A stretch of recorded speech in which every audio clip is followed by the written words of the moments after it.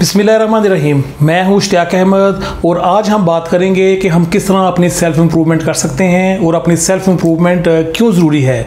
तो दोस्तों मैं आपको बताता चलूँ सबसे पहले कि जो दुनिया की सबसे बुलंद तरीन चोटी है जिसका नाम माउंट एवरेस्ट है, तो उस पर जो शख्स सबसे पहले गया था उसका नाम है सर एडमंड हिलरी।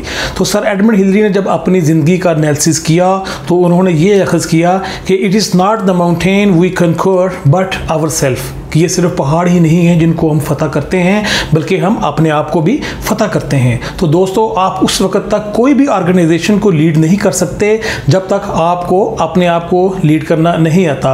आप उस वक्त तक किसी भी टीम की कोचिंग नहीं कर सकते जब तक आपको सेल्फ कोचिंग का हुनर नहीं आता। और दोस्तों आप उस वक्त तक दूसरों को नहीं मैनेज कर सकते जब तक आप सेल्फ मैनेजमेंट नहीं कर सकते। जब तक आप खुद को मैनेज नहीं कर सकते आप उस वक्त तक दूसरों को भी मैनेज नहीं कर सकते, क्योंकि कहते हैं कि before you can do something you must be something. कुछ करने से पहले आपको कुछ होना चाहिए। और इसी तरह कहा जाता है कि success on the outside begins with in, कि जो हमेशा बिरूनी सक्सेस है वो अंदर से शुरू होती है। और दोस्तों दुनिया को देखने का अंदाज हर एक का अलग-अलग है। जिस तरह की दुनिया है उसको हम नहीं देख सकते। फ़र्ज़ किया एक शख्स एक मोहल्ले में रहता है और उस सारी ज़िंदगी उस मोहल्ले में रहा है और उसका दुनिया को देखने का पॉइंट ऑफ वो मुख्तलिफ होगा उस शख्स से जिसने पूरी दुनिया में विज़िट किया है या जिसने पूरी दुनिया के बारे में बुक्स पढ़ी हैं, लोगों के ख्यालात को सुना है और मुख्तलिफ किस्म की इस तरह की उसने चीज़ें देखी हैं। तो उसका पॉइंट ऑफ व्यू डिफरेंट होगा उस शख्स के बरक्स जिसने सिर्फ अपने एक मोहल्ले में ज़िंदगी गुजारी है। तो इसलिए आपको ख़ुद को इम्प्रूव करना बहुत ज़रूरी है। तो दुनिया में जितनी भी अहम ऑर्गेनाइजेशंस हैं या अहम कंपनीज़ हैं उनके जितने भी CEOs हैं वो हमेशा अपनी सेल्फ इम्प्रूवमेंट के लिए बहुत ज़्यादा मेहनत करते हैं। वो बहुत सारी बुक्स पढ़ते हैं कि हम अपने आप को इम्प्रूव कैसे करें। तो इसीलिए कहते हैं you can not do good if you don't feel good, कि अगर आप अच्छा महसूस नहीं कर रहे तो आप अच्छा बिल्कुल नहीं कर सकते। तो लिहाजा अपने आप को इम्प्रूव करना बहुत ज़रूरी है। और इसी सिलसिले में आज मैं आपके सामने 4 डिसिप्लिन बयान करूँगा सेल्फ इम्प्रूवमेंट के हवाले से। तो उसमें से जो सबसे पहला जो डिसिप्लिन है वो है डिसिप्लिन ऑफ पर्सनल रिन्यूअल। दोस्तों दुनिया में जितने भी विजनरी लीडर्स हैं वो हमेशा अपने आप को पर्सनल रिन्यू करने के लिए मुख्तलिफ किस्म की एक्टिविटीज़ करते रहते हैं, क्योंकि अपने आप को रिन्यू करना बहुत ज़्यादा ज़रूरी है। तो इसी सिलसिले में एक चाइनीज़ फिलासफर हैं जिनका नाम है लाओ ज़ू। वो कहते हैं all actions begin in rest, कि जितने भी एक्शन हैं वो सारे रेस्ट से शुरू होते हैं। और हम तो अपनी ज़िंदगी को बेहतर करने के लिए बाज़ दफ़ा इतने मसरूफ़ हो जाते हैं कि ज़िंदा रहने का ढंग भूल ही जाते हैं। तो दोस्तों बेसिकली हमें कुछ टाइम लाजमी निकालना चाहिए अपने लिए जिसमें हम बैठ के सोच सकें कि हम क्या कर रहे हैं या हमें क्या करना चाहिए और हम बेहतर किस तरह कर सकते हैं। तो दोस्तों इसी वाले से मैं आपको बताता चलूँ, जैसे कि जो न्यूटन है जिसने लॉ ऑफ ग्रेविटी को जब बयान किया तो वो उस वक्त किसी भी वर्कशॉप में नहीं थे और ना ही वो किसी लेबॉर्ट्री वगैरह में थे, बल्कि वो एक सुकून के साथ बाग में बैठे हुए थे और एक सेबों के दरख्त के नीचे बैठे हुए थे। तो जब सेब को उन्होंने नीचे गिरता देखा तो फिर उन्होंने सोचा कि जो हर चीज़ है वो ज़मीन की तरफ गिरती है, ज़मीन हर चीज़ को अपनी तरफ खींचती है।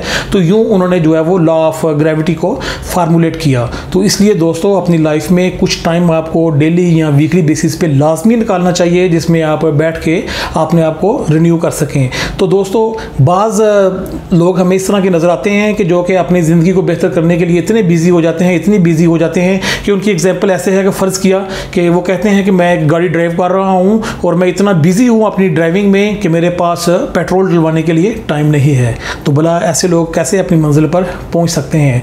तो दोस्तों अभी लिंकन नामी एक फ़िलासफ़र हैं, वो कहते हैं कि अगर मुझे 8 घंटे दरख्त काटने के लिए मिलें तो उसमें से सिर्फ 6 घंटे मैं अपना कुल्हाड़ा तेज़ करूँगा। तो 6 घंटे अपना कुल्हाड़ा तेज़ करने के बाद फिर मैं कटिंग करूँगा। यानी कि सबसे पहले अपने आप को इम्प्रूव करना बहुत ज़्यादा बेहतर है और बहुत ज़्यादा ज़रूरी है जी। तो दोस्तों जो दूसरा डिसिप्लिन है वो है जी डिसिप्लिन ऑफ अबंडेंट नॉलेज, कि आपको ज़्यादा से ज़्यादा नॉलेज सीखना चाहिए ज़िंदगी में।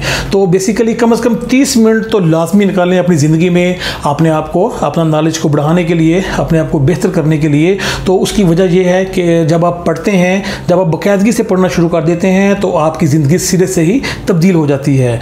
इससे कोई फ़र्क नहीं पड़ता कि आप एक अच्छे बिजनेसमैन बनना चाहते हैं या एक अच्छे बाप बनना चाहते हैं या एक अच्छा खिलाड़ी बनना चाहते हैं। अगर आप बाकायदगी के साथ रीडिंग शुरू कर देते हैं तो आप एक रॉकेट की तरह अपनी मंजिल की तरफ जाएंगे, यानी कि बहुत स्पीड से आप अपनी मंजिल के पास पहुंचेंगे।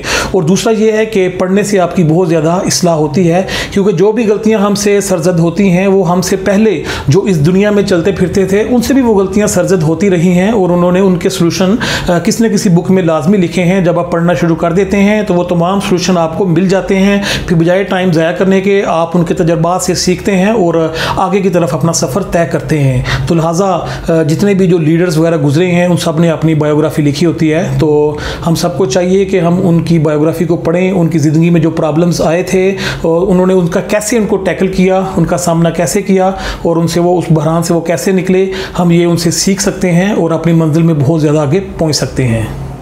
तो दोस्तों इसलिए हमें चाहिए कि हम अपनी ज़िंदगी में गोल बनाएं कि हमें कम से कम एक वीक में एक बुक लाजमी ख़त्म करनी है, रोज़ाना 30 मिनट पढ़ना है। अगर टाइम नहीं मिलता तो कोई प्रॉब्लम नहीं, आप ऑडियो बुक सुन सकते हैं, वीकली एक ऑडियो बुक सुने, वो आप अपने मोबाइल पे सुन सकते हैं या आप कहीं अपने ऑफिस जाते हुए या सफ़र में जाते हुए अपनी गाड़ी में भी सुन सकते हैं। तो आपको कम से कम एक बुक जो है वो लाजमी पढ़नी चाहिए।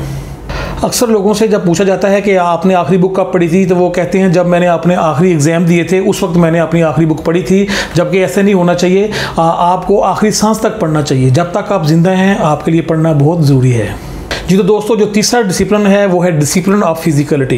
तो आपको अपनी सेहत के लिए लाजमी वक्त देना चाहिए। अगर आप अपनी सेहत का अच्छे तरीके से ख्याल रखते हैं, अपने जिस्म का अच्छे तरीके से ख्याल रखते हैं, तो इसका ये मतलब है कि आप अपने दिमाग का भी अच्छे तरीके से ख्याल रखते हैं, क्योंकि एक सेहतमंद दिमाग एक अच्छे जिस्म के अंदर ही होता है। तो दोस्तों हम सब के पास एक हफ्ते में 168 आवर्स होते हैं, तो हमें चाहिए उसमें से कम चंद एक घंटे तो लाजमी अपनी सेहत के लिए निकालने चाहिए। और वैसे भी ये कहा जाता है कि अगर आप 1 घंटा अपनी सेहत के लिए निकालते हैं तो उसके बदले में आपको 3 घंटे मिलते हैं। ये कि 3 घंटे आपकी लाइफ ज़्यादा हो जाती है या 3 घंटे आप अपनी ज़िंदगी बेहतर तरीके से गुजार सकते हैं। तो ये एक अच्छा है इन्वेस्टमेंट, एक अच्छी रिटर्न ऑफ इन्वेस्टमेंट है। तो लिहाजा अपनी सेहत के लिए लाजमी टाइम निकालना चाहिए। और जो लोग एक्सरसाइज के लिए वक्त नहीं निकालते तो समझ लीजिए कि वो बीमारी के लिए अपना वक्त निकाल रहे हैं। तो इसी तरह अगर आप दुनिया में कामयाब लोगों की बायोग्राफी को पढ़ेंगे तो आपको पता चलेगा कि वो सब के सब अपनी सेहत का बहुत ज़्यादा ख्याल रखते थे। जिस तरह सर नेल्सन मंडेला हैं, वो भी उनकी अगर आप बायोग्राफी पढ़ें तो उनकी ज़िंदगी की भी ये बहुत अच्छी आदत थी कि वो रोज़ाना सुबह सवेरे उठते थे और दूर तक पैदल चलते थे। तो दोस्तों इसलिए अच्छी सेहत के लिए फिर साथ आपको अच्छी खुराक की भी ज़रूरत है।